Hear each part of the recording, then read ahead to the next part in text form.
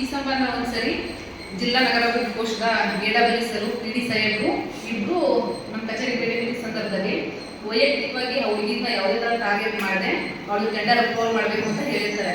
ಆದರೂ ಸಹ ಮೇಲಧಿಕಾರಿಗಳ ಮಾತನ್ನು ಗಮನ ತಗೊಂಡು ನನ್ನ ಉದ್ದೇಶಪೂರ್ವಕವಾಗಿ ನನ್ನ ಟೆಂಡರ್ ಇರ್ಬೋದು, ನನ್ನ ಸ್ಯಾಲರಿ ಇರ್ಬೋದು, ಯಾವುದನ್ನು ಮಾಡಿ ತುಂಬ ನನ್ನ ಮೇಲೆ ವೈಯಕ್ತಿಕವಾಗಿ ಟಾರ್ಗೆಟ್ ಮಾಡ್ತಾ ಇರ್ತಾರೆ.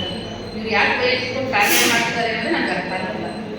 ನಾನು ನನ್ನ ಪರ್ಸನಲ್ ವಿಚಾರಗಳನ್ನು ತಗೊಂಡು ನನ್ನ ಮೇಲೆ ತುಂಬ ಉದ್ದೇಶಪೂರ್ವಕವಾಗಿ ಟಾರ್ಗೆಟ್ ಮಾಡ್ತಾ ಇದ್ದಾರೆ. ಯಾವುದೇ ಥರ ಫೋನಲ್ಲಿ ಮಾತಾಡ್ತಿದ್ದಾಗಲೇ ನಾನು ಏನು ಮಾಡ್ಕೊಂಡ್ಬಿಡ್ತೀಯಾ, ನಾನು ಎದುರಾಕೊಂಡ್ಬಿಡ್ತೀಯಾ, ಹಾಗೆ ಹೀಗೆ ಅಂದ್ಬಿಟ್ಟು ನಾನು ಹೋಗ್ತಿದ್ದಾಗ ತಾವು ಸ್ಟಾರ್ಟ್ ಮಾಡ್ತಾರೆ ಫೋನಲ್ಲಿ. ರಾಘವೇಂದ್ರ ಅನ್ನೋರು ತುಂಬ ಉದ್ದೇಶಪೂರ್ವಕವಾಗಿ ನನ್ನ ಮೇಲೆ ಟಾರ್ಗೆಟ್ ಮಾಡ್ತಿದ್ದಾರೆ ಸರ್. ಅವರು ಹೆಲ್ತ್ ಇನ್ಸ್ಪೆಕ್ಟರ್, ಆರೋಗ್ಯ ನಿರೀಕ್ಷಕರು. ಮತ್ತೆ ಈ ಸಂಬಂಧ ಸಾಹೇಬ್ರನ್ನ ಎಲ್ರಿಗೂ ಮಾರ್ಚ್ 2024 ಸ್ಯಾಲ್ರಿ ಮಾಡೋದು ಸರ್ ಈಗ. ಬಟ್ ನನಗೆ ಉದ್ದೇಶಪೂರ್ವಕವಾಗಿ ಅಷ್ಟು ಸ್ಯಾಲ್ರಿ ಮಾಡಿಕೊಟ್ಟಿಲ್ಲ. ಯಾಕೆ ಅಂತ ಕೇಳಿದ್ರೆ ನಾನು ಮಾಡಲ್ಲ. ಸರಿ EST ಸೆಕ್ಷನಲ್ಲಿ ಮಾಡಿ ಅಂತ ಹೇಳಿದ್ರೆ ಅವರು ನಾನು ಮಾಡಲ್ಲ ಅಂತಾರೆ. ಇವರಿಬ್ರು ನನ್ನ ಮೇಲೆ ವೈಯಕ್ತಿಕ ದ್ವೇಷಗಳನ್ನ ಇಟ್ಕೊಂಡು ನನಗೆ ಸ್ಯಾಲ್ರಿ ಮಾಡೋಕ್ಕೂ ತುಂಬ ತೊಂದರೆ ಕೊಡ್ತಾ ಇರ್ತಾರೆ. ಯಾಕೆ ಅಂತಲೇ ಅರ್ಥ ಆಗ್ತಿಲ್ಲ. ಪಟ್ಟಣ ಪಂಚಾಯತ್ ಕಚೇರಿಯಲ್ಲಿ ಎಲ್ಲರೂ ಎಲ್ಲರೂ ಚೆನ್ನಾಗಿ ನೋಡ್ಕೊತಾರೆ ಕೆಲಸ ಮಾಡೋದ್ರಲ್ಲಿ, ಪ್ರತಿಯೊಂದು ವಿಶ್ವಾಸದಲ್ಲಿ ಮಾತುಕತೆಯಲ್ಲಿ. ಬಟ್ ಇವರಿಬ್ರು ತುಂಬ ನನ್ನನ್ನು ಟಾರ್ಗೆಟ್ ಮಾಡಿ ನನಗೆ ತುಂಬ ಅವಮಾನ ಮಾಡ್ತಾರೆ ಸರ್ ಕಚೇರಿಯಲ್ಲಿ. ಕೌನ್ಸಿಲಿಂಗ್ ಮಾಡಿ ಅಂತಾನೆ ನಾನು ಮತ್ತೆ ವಾಟ್ಸಪ್ ಪ್ರತಿಯೊಬ್ಬರು ತಗೊಂಡವರೇ ಸರ್, ಯಾರಿಲ್ಲ. 4 ಜನ ಉತ್ತಮ ಬಳಿ ಮುಂದೆಲ್ಲ ಕೆಲಸ ಮಾಡ್ತಾರೆ. ನಾನೊಬ್ಬರು ಡಾಟಾ ಆಪರೇಟರ್ ಕಚೇರಿ ಮಾಡ್ತೀನಿ. ಇನ್ನು 3 ಜನ ಒಬ್ಬರು ಅಂತ ವೆಹಿಕಲ್ ಡ್ರೈವರ್ ಮಾಡ್ತಾರೆ. ಇನ್ನಿಬ್ರು ವಾಟರ್ ಸಪ್ಲೈ ಕೆಲಸ ಮಾಡ್ತಾರೆ. ಅವ್ರಿಗೆಲ್ಲ ಮಾಡ್ಕೊಡ್ತಾರೆ ಸರ್. ಬಟ್ ನಾನು ಒಬ್ಬಳನ್ನ ಉದ್ದೇಶಪೂರ್ವಕ ಟಾರ್ಗೆಟ್ ಮಾಡ್ತಾ ಇದ್ದಾರೆ. ನನಗೆ ಒಟ್ಟು 28 ತಿಂಗಳ ಸ್ಯಾಲರಿ ಹಾಕಬೇಕು ಸರ್. ಮಾರ್ಚ್ 2024ರಿಂದ ಈವರೆಗೂ ನನಗೆ ಒಟ್ಟು 28 ತಿಂಗಳ ಸಂಬಳ ಕೊಡಬೇಕು ಸರ್. ನಾನು ಬಯೋಮೆಟ್ರಿಕ್ ಫುಲ್ ಅಪ್ಡೇಟ್ ಮಾಡಿದ್ದೀನಿ ಸರ್. ಯಾವ ಒಂದು ಏನು ಬ್ಯಾಲೆನ್ಸ್ ಇಲ್ಲ ಸರ್.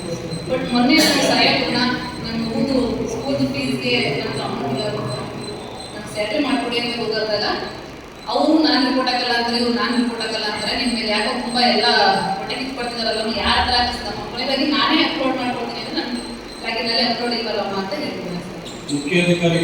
ಮುಖ್ಯಾಧಿಕಾರಿಗಳು ಹೇಳಿದ್ರು ಅವರಿಬ್ರು ರೆಸ್ಪಾನ್ಸ್ ಮಾಡ್ತಿಲ್ಲ ಸರ್. ನಾನು ಯಾಕೆ ಮಾಡಲಿ ಅಂತ ಇವ್ರಿಬ್ರಿಗೂ ನನ್ನ ಮೇಲೆ ವೈಯಕ್ತಿಕ ದ್ವೇಷ ಇಟ್ಕೊಂಡು ಇವರಿಬ್ರು ನನ್ನ ತುಂಬ ಟಾರ್ಗೆಟ್ ಮಾಡ್ತಿದ್ದಾರೆ ಸರ್. ಅಧಿಕಾರಿಗಳು ಅಂದರೆ ನಮ್ಮ ಆಫೀಸ್ಗೆ ಭೇಟಿ ಕೊಟ್ಟಿದ್ರು ಸರ್. ಪಿಡಿ ಸಾಹೇಬ್, ವೆಂಕಟೇಶ್ ಸರ್ ಮತ್ತು AW Srinivas sir office visit ಕೊಡೋ ಸಂದರ್ಭದಲ್ಲಿ ನಾನು ಓಪನ್ ಹೇಳಿದೆ, ಏನಾದ್ರು ಸಮಸ್ಯೆ ಇದ್ರೆ ಹೇಳಿ ಅನ್ನೋದಕ್ಕೆ ನಮ್ಮ ಚೀಫ್ ಆಫೀಸರ್ ಹೇಳಿದ್ರು, ಅವ್ರಿಗೆ ಮಾತ್ರ ಟಾರ್ಗೆಟ್ ಮಾಡ್ತಿದ್ದಾರೆ ನೋಡಿ ಡಾಟಾ ಆಪರೇಟರ್ನ ಟೆಂಡರ್ಗೆ. ನಮ್ಮ ಇಂಜಿನಿಯರ್ ಸರ್ ನಿತಿನ್ ಸೆಕೆಂಡರ್ AW ಸರ್ ಎಸ್ಟಿಮೇಟ್ ಕಳಿಸ್ಕೊಟ್ರು ಅಲ್ಲೇ ಸ್ಪಾಟಲ್ಲಿ. ಯಾಕೆ ನೋಡೋದು ವೈಯಕ್ತಿಕವಾಗಿ ಯಾರನ್ನ ಯಾರು ಟಾರ್ಗೆಟ್ ಮಾಡೋ ಅವಶ್ಯಕತೆ ಇಲ್ಲ. ನೀವು ಬಂದಿರೋದು ಕೆಲಸಕ್ಕೇನೆ, ಅವ್ರು ಬಂದಿರೋದು ಕೆಲಸಕ್ಕೇನೆ ಅವ್ರದ್ದು ಎಸ್ಟಿಮೇಟ್ ರೆಡಿ ಮಾಡಬೇಕು ಅಂತ ಅವ್ರೇನೆ ಆಕ್ಷನ್ ಪ್ಲಾನ್ ಕಳಿಸ್ಕೊಟ್ರು ಸರ್. ಅಲ್ಲೇ ಅದಾದ ಮೇಲೆ ಇಂಜಿನಿಯರ್ ಸುತ್ತ ಎಸ್ಟಿಮೇಟ್ ರೆಡಿ ಮಾಡಿ ಕೊಟ್ಟಿದ್ಮೇಲೆ ನಾನು ಅವಳು ಕರೆಯಲ್ಲ ಒಂಥರ ನನ್ನ ಮೇಲೆ ತುಂಬ ವೈಯಕ್ತಿಕವಾಗಿ ಟಾರ್ಗೆಟ್ ಮಾಡ್ತಿದ್ದಾರೆ ಸರ್. ಯಾಕೆ ಅಂತಲೇ ಅರ್ಥ ಆಗ್ತಿದೆ.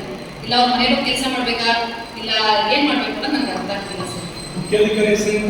ಮುಖ್ಯಾಧಿಕಾರಿ ಅವರು ಮಹೇಶ್ ಕುಮಾರ್.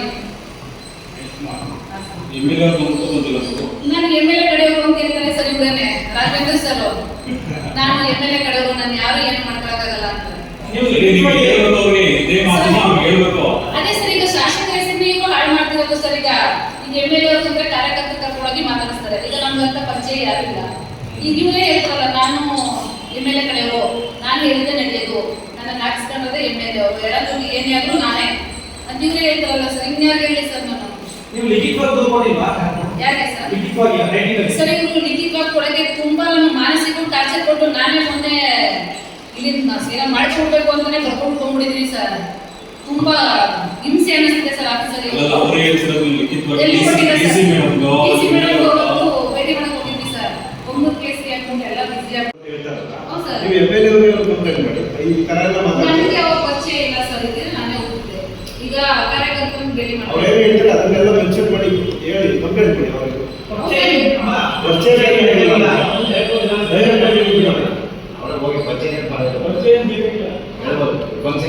ಏನ್ ಗೊತ್ತಾ, ನೀವು ವರ್ಕ್ ಮಾಡೋದು ನಿಜ, 8 ತಿಂಗಳಿಂದ ಸಂಬಳ ಆಗದಿರೋ ನಿಜ, ಇದೆಲ್ಲ ಇಟ್ಕೊಂಡು ಮಾಡ್ಬೋದಲ್ಲ. 25 ತಿಂಗಳು ಅಂದ್ರೆ ನನ್ನ ಸರ್ ಈ ಹಿಂದೆ ಇದ್ದ ಹೆಲ್ತ್ ಇನ್ಸ್ಪೆಕ್ಟರ್ ದೊಡ್ಡ ಸಣ್ಣ ಸರ್ ಹತ್ರ ಕೆಲಸ ಮಾಡ್ತಾ ಇದ್ರು. ಅವ್ರಿಗೆ ಇವಾಗ ರೀಸೆಂಟ್ ಆಗಿ ಆಕ್ಸಿಡೆಂಟ್ ಆಯ್ತು. ಅವ್ರ ಹತ್ರ ಕರ್ತಾ ಇತ್ತು ನನ್ನ ಫೈಲ್. ಸೊ ಅವ್ರಿಂದ ಏನು ಸಮಸ್ಯೆ ಆಗಿದೆ ನಾನು ಇಲ್ಲಿವರೆಗೂ ಕಟ್ ಮಾಡ್ಕೊಂಡು ಬಂದಿದ್ದಾರೆ ಸರ್. ಇವಾಗ ನಾನು ಕೇಳಿದ್ನಲ್ಲ ಮಾರ್ಚ್ 2024 ಸಂಬಳ, ಅದು ನಾನು 3 ತಿಂಗಳು ಪಾಪನ ಬಿಟ್ಬಿಟ್ಟು ಬಂದು ಕೆಲಸ ಮಾಡಿದಂತ ಸಂಬಳ ಸರ್. ಬಾಣಂತಿಗೂ ಸಹ ನಮಗೆ 3 ತಿಂಗಳು ರಜೆ ಕೊಟ್ಟಿದ್ರು. 3 ತಿಂಗಳು ಪಾಪನ ಬಿಟ್ಬಿಟ್ಟು ಬಂದು ಅಲ್ಲಿ